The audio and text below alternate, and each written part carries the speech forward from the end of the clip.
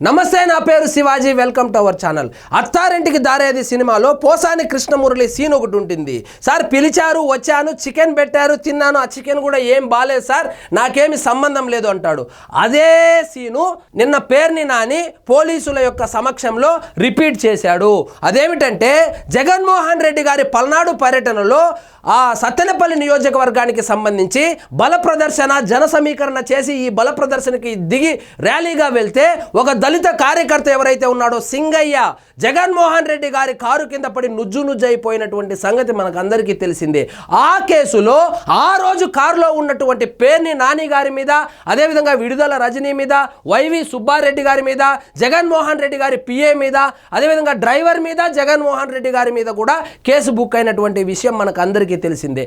ఆ కేసులో భాగంగా పేర్ని నాని గారిని నిన్న విచారణకు పిలిస్తే ఆ సింగయ్య ఎవరో నాకు తెలియదు, ఆ ఊరు ఎక్కడో ఉందో నాకు తెలియదు, రెంటపాలె ఎక్కడ ఉందో నాకు తెలియదు, సత్తెనపల్లికి నేను ఎప్పుడు వచ్చిందే లేదు, సత్తెనపల్లికే నేను మొదటిసారి వచ్చినాను, జగన్మోహన్ రెడ్డి గారు రమ్మన్నారు, వెళ్ళాను, కారు ఎక్కమన్నాడు, ఎక్కాను, అంతకు మించి నాకు ఏమీ సంబంధం లేదు, నాకు తెలియదు, దయచేసి నన్ను వదిలేయండి అని చెప్పి ఆయన పోలీసుల సమక్షంలో విచారణలో అయితే వెల్లడించినట్లు తెలిసింది.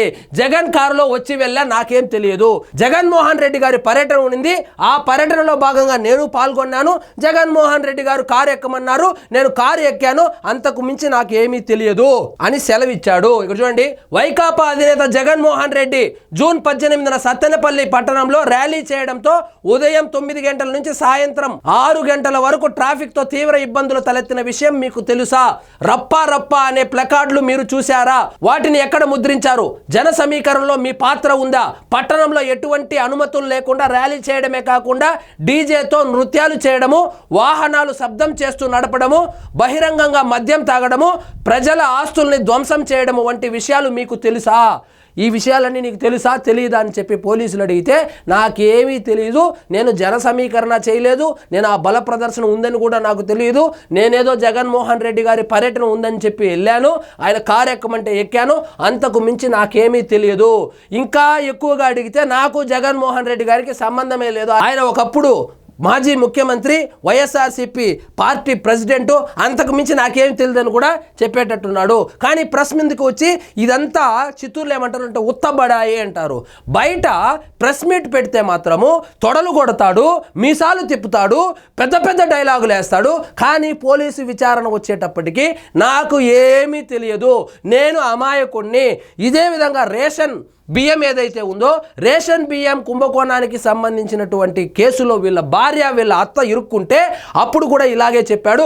కానీ ప్రెస్ ముందుకు వచ్చి వైఎస్ఆర్సీపీ శ్రేణులను ఉత్తేజపరిచేలాగా సినిమా డైలాగులు వేస్తాడు. సో ఈయన యొక్క ఊసర వెళ్ళి రాజకీయాలు మీరే చూడండి. ప్రెస్ ముందు ఒకలాగా, అదేవిధంగా పోలీసుల ముందు మరొకలాగా.